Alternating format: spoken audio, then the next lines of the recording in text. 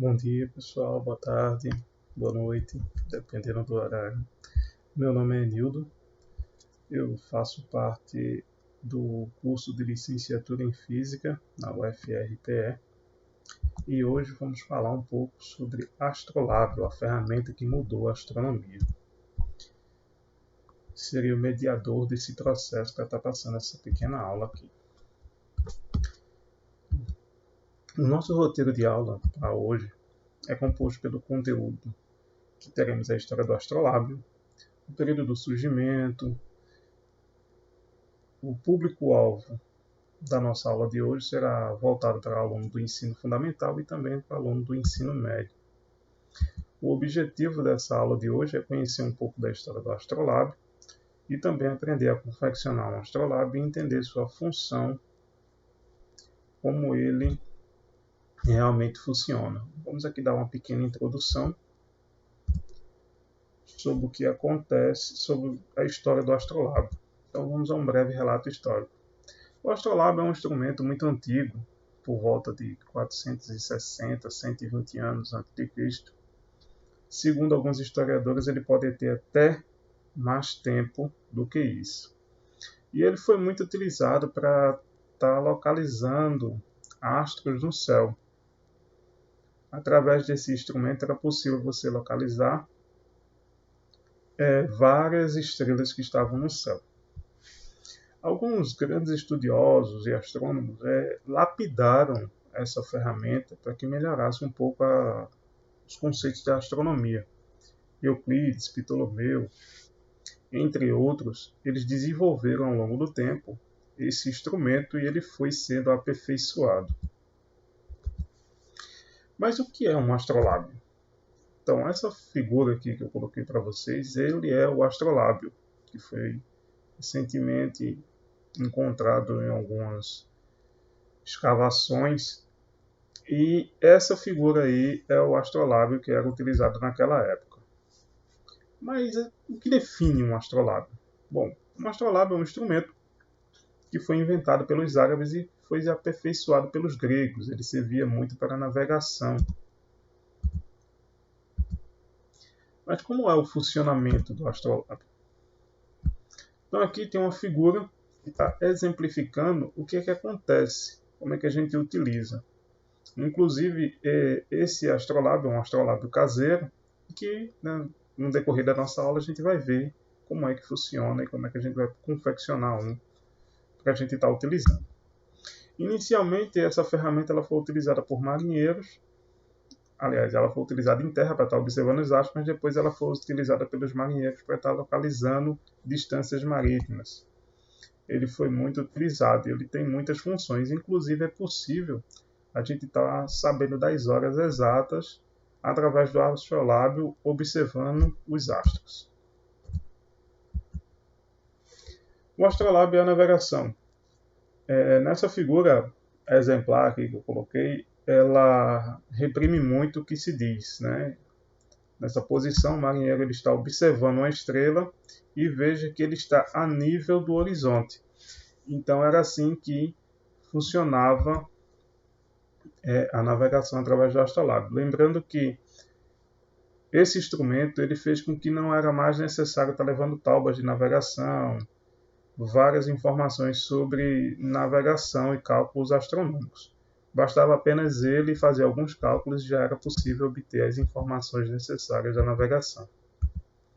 As partes de um astrolábio. Aqui ele está desmontado, né? Eu coloquei as numerações aqui de 1 até 7. E aqui tem algumas informações do que significa cada uma parte dessas. Tem o manter, que é o disco, que contém todas as placas, que ele recebe todas as placas. Tem os tímpanos, que é o número 2. Tem a aranha, que é essa parte aqui.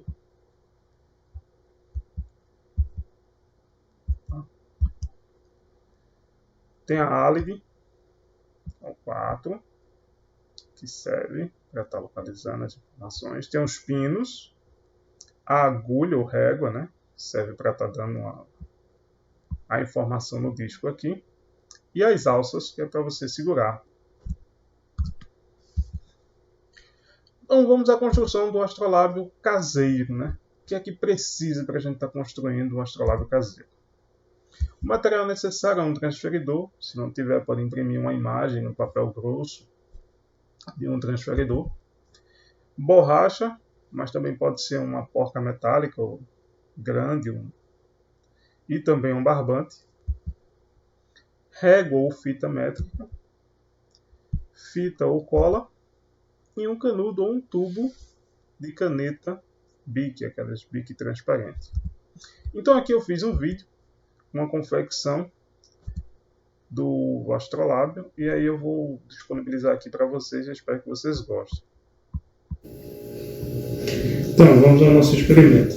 Nós vamos precisar de fita adesiva, um canudo, eu já cortei aqui o canudo, um peso para fazer o pêndulo, aqui eu usei uma peça de uma porca de um parafuso, tesoura, barbante e um transferidor, que você encontra numa papelaria ou livraria. Então aqui está nosso experimento pronto, tá? Então, como foi que eu montei? Primeiro eu peguei esse canudo, né, cortei, como eu tinha falado para vocês no começo do vídeo, e deixei ele na medida do transferidor. Em seguida, eu amarrei o barbante na peça metálica, que vai fazer o pêndulo, onde a gente vai conseguir medir os ângulos. Enrolei nessa parte aqui do meio e colei com fita adesiva, para que ele ficasse bem no centro dos 90 graus. E em seguida coloquei fita desse lado e desse para prender o canudo. E agora o nosso astrolábio está pronto.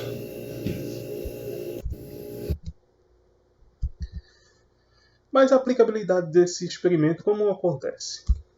Então, vamos aqui a um exemplo para a gente entender como é que funciona. Vamos supor que nos deparamos com uma situação em que o ângulo do transferidor marca 35 graus e a distância de 5 metros quanto à árvore, conforme está aqui nessa foto. Tem uma criança segurando o astrolábio, ele está a distância de 5 metros. E qual é a altura dessa árvore? Então, vamos pensar um pouco.